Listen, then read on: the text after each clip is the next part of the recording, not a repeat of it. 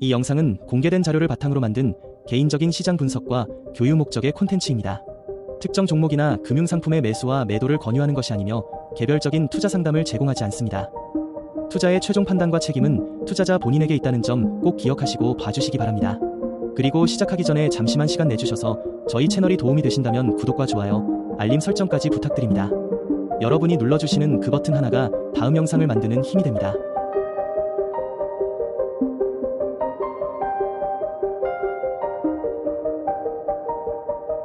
안녕하세요.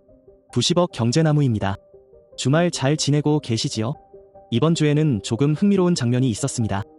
같은 시장과 같은 뉴스를 보고 있는데도 월가의 거장들은 전혀 다른 선택을 했습니다.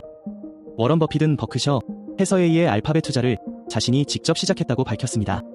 캐시 우드는 AMD 비중을 줄이고 우주와 원전, 방산과 자율주행 쪽으로 자금을 옮겼습니다. 하워드 막스는 인공지능의 가능성은 인정하면서도 좋은 기술과 좋은 투자는 다른 이야기라고 선을 그었습니다.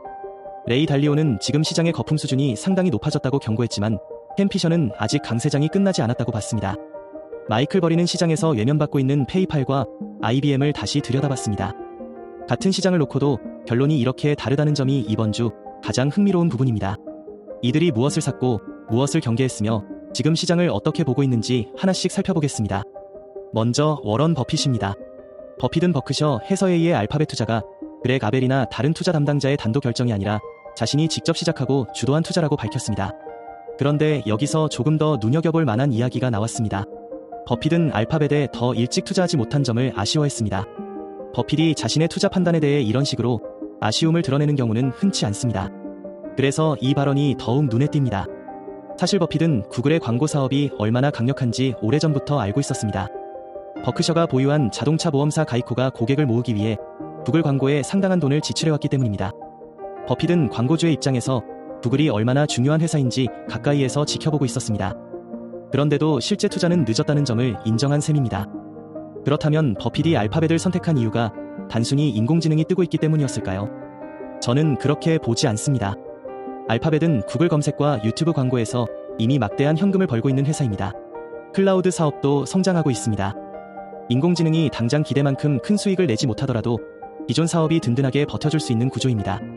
이미 안정적으로 돈을 버는 사업 위에 인공지능이라는 새로운 성장 동력이 올라간 셈입니다. 다만 버핏이 인공지능 투자 경쟁 자체를 무조건 낙관한 것은 아닙니다. 기업들이 데이터 센터와 반도체, 전력 설비에 막대한 돈을 쓰고 있지만 정작 투자 수익률은 낮아질 수 있다고 경고했습니다. 이 말은 인공지능 시장이 커진다고 해서 그곳에 가장 많은 돈을 쓴 기업이 가장 많은 돈을 버는 것은 아니라는 뜻입니다. 기업들이 경쟁적으로 비싼 인공지능 반도체를 사고 데이터 센터를 지으면 비용은 계속 올라갑니다. 반면 인공지능 서비스 가격은 경쟁 때문에 낮아질 수 있습니다. 매출은 늘어나도 실제로 손에 쥐는 현금은 생각보다 적을 수 있다는 이야기입니다. 결국 버핏은 인공지능 기업 전체를 산 것이 아닙니다. 인공지능 경쟁이 예상보다 오래 이어지더라도 검색과 광고에서 꾸준히 현금을 벌 수 있는 알파벳을 선택한 것입니다. 참고로 같은 인터뷰에서는 버핏이 남아있는 버크셔 지분의 기부 일정을 앞당긴다는 이야기도 나왔습니다. 하지만 이것은 버크셔의 사업 전망이나 주가에 대한 부정적인 판단이라기보다 승계와 자선재단으로의 지분 이전 문제에 가깝다고 보는 것이 맞습니다. 다음은 캐시 우드입니다. 캐시 우드는 이번 주 AMD 비중을 일부 줄이고 스페이스X를 매수한 것으로 집계됐습니다. 여기에 차세대 원전 기업 X에너지와 무인기 방산 관련 기업, 자율주행 기업의 비중도 늘렸습니다. 인공지능 인프라와 플랫폼 관련 기업도 추가로 담았습니다. 여기서 중요한 것은 AMD를 팔았다는 사실보다 그 자금이 어디로 이동했느냐입니다. 캐시 우드는 반도체나 인공지능을 포기한 것이 아닙니다. 오히려 인공지능의 다음 단계에 투자하고 있는 것으로 보입니다. 인공지능 데이터 센터가 늘어나면 전력 수요도 크게 증가합니다. 그래서 원전과 전력 인프라가 중요해집니다. 인공지능이 컴퓨터 화면 안에만 머물지 않고 실제 산업 현장으로 확장되면 무인기와 로봇, 자율주행과 방산 시스템도 성장할 수 있습니다. 캐시 우드는 이 흐름을 보고 방산 인공지능과 자율 시스템 쪽으로 자금을 옮기고 있는 것으로 해석됩니다. 스페이스X 역시 단순한 우주여행 회사로 보는 것이 아닙니다. 이성통신과 국방, 데이터 전송과 발사체를 연결하는 우주 기반 시설 기업으로 보는 시각에 가깝습니다. 캐시 우드가 그리는 그림은 비교적 명확합니다.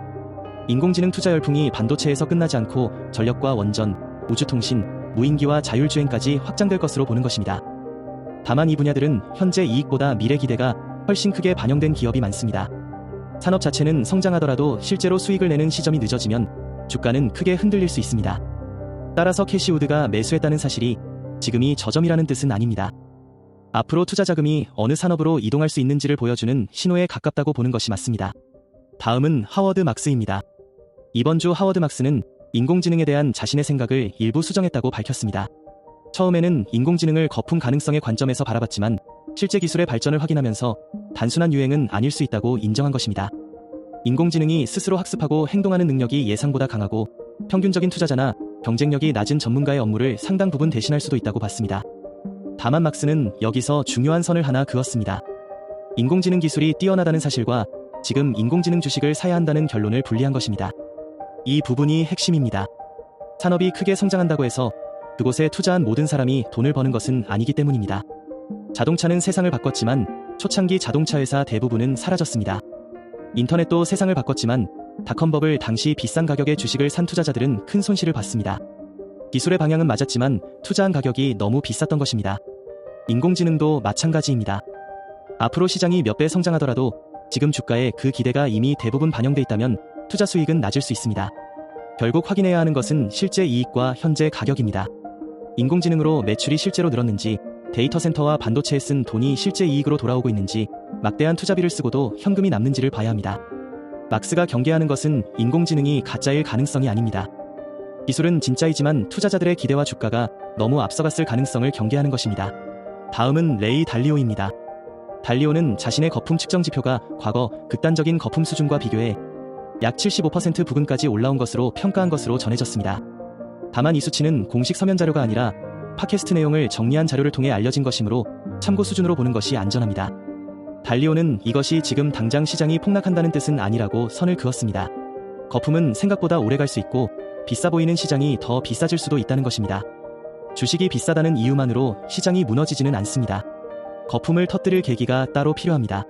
연준이 긴축을 강화하거나 장기금리와 실질금리가 급격히 오르거나 시장의 유동성이 줄어드는 경우가 그렇습니다. 빚을 내 투자한 사람들이 손실을 견디지 못하고 매도에 나서면 하락은 더 커질 수 있습니다. 여기에 기업이익 전망까지 낮아지면 높은 주가를 지탱할 근거도 약해집니다. 달리오의 이야기는 지금 당장 주식을 모두 팔라는 뜻이 아닙니다.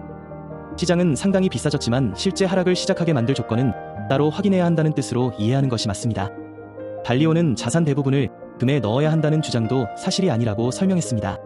금은 위기와 화폐가치 하락에 대비하는 자산이지 모든 자산을 금으로 바꾸는 것은 분산 투자가 아니라는 것입니다. 주식과 채권, 금과 현금처럼 서로 다르게 움직이는 자산을 나눠 가져야 한 번의 판단이 틀려도 계좌 전체가 무너지지 않는다는 입장입니다. 다음은 켄 피셔입니다. 켄 피셔는 올해 상반기 주식시장이 자신의 예상보다 강했다고 평가했습니다. 인공지능 기술주도 예상보다 강했고 중동의 지정학적 위험과 유럽의 금리 인상도 연간 강세 전망을 바꿀 정도는 아니었다고 봤습니다. 결론적으로 켄 피셔는 아직 강세장이 끝났다고 보지 않습니다. 전쟁과 금리 부담이 존재하지만 현재까지는 기업이익과 시장의 상승 흐름을 꺾을 정도가 아니라는 판단입니다. 여러 악재가 나왔는데도 시장이 계속 오른다는 것은 팔려는 힘보다 사려는 자금이 아직 더 강하다는 의미로 볼 수 있습니다. 다만 시장이 악재를 계속 견디고 있다는 것은 반대로 투자자들의 기대가 그만큼 높아졌다는 뜻이기도 합니다. 기업 실적이 기대에 못 미치거나 금리가 예상보다 오래 높은 수준을 유지하면 지금까지 무시됐던 악재가 한꺼번에 반영될 수도 있습니다. 그럼에도 켄 피셔는 현재의 상승 추세가 아직 살아있다고 보고 있습니다. 마지막은 마이클 버리입니다. 이번 주 버리는 시장 전체의 폭락을 경고하기보다 구체적인 종목과 산업에 관한 이야기를 했습니다. 가장 눈에 띄는 종목은 페이팔입니다.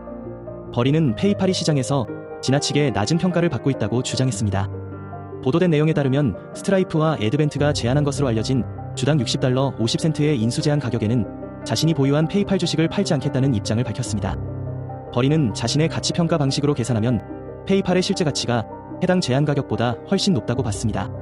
다만 주당 $60 50센트는 확정된 인수 가격이 아니라 보도된 제한 가격이며 버리가 제시한 기업 가치 역시 개인적인 가치평가 결과라는 점은 구분할 필요가 있습니다. 페이팔이 과거처럼 빠르게 성장하는 회사는 아닙니다. 애플페이와 스트라이프 같은 경쟁사도 강해졌습니다.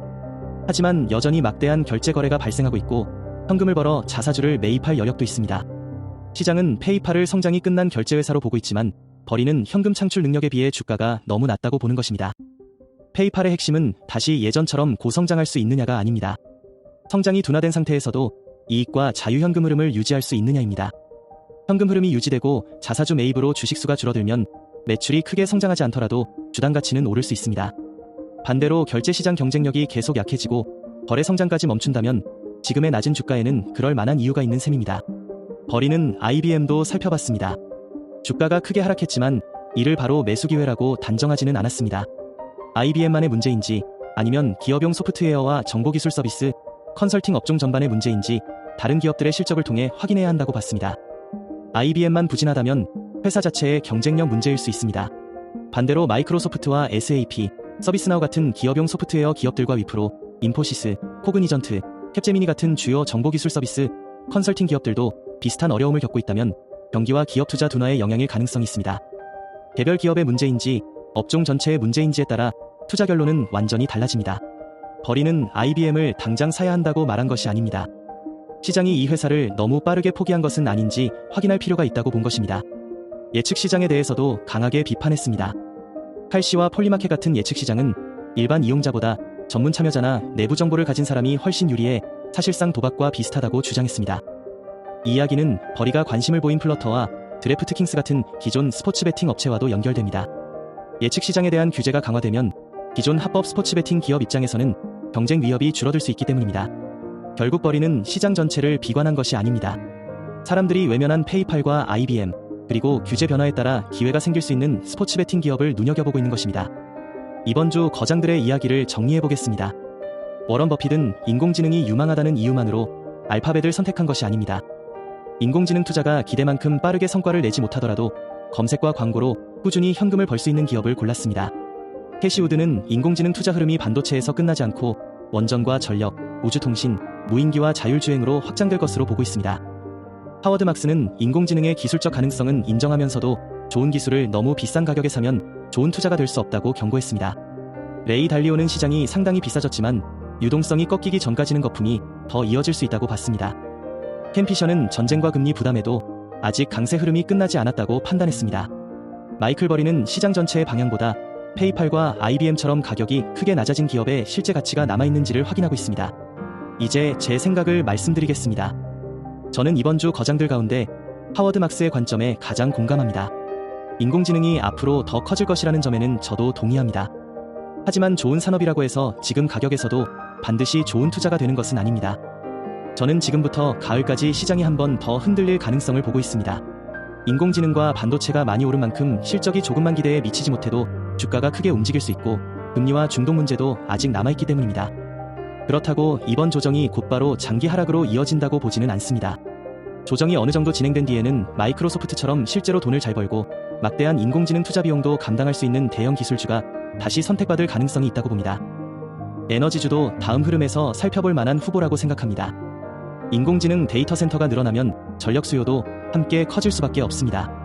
여기에 원유 공급 불안이나 재고 감소까지 겹친다면 에너지 기업으로 자금이 이동할 가능성도 있습니다. 다만 마이크로소프트나 에너지주가 무조건 오른다는 뜻은 아닙니다. 마이크로소프트는 막대한 인공지능 투자가 실제 매출과 현금 흐름으로 이어지는지를 확인해야 합니다. 에너지주는 유가와 공급 상황이 실제로 뒷받침돼야 합니다.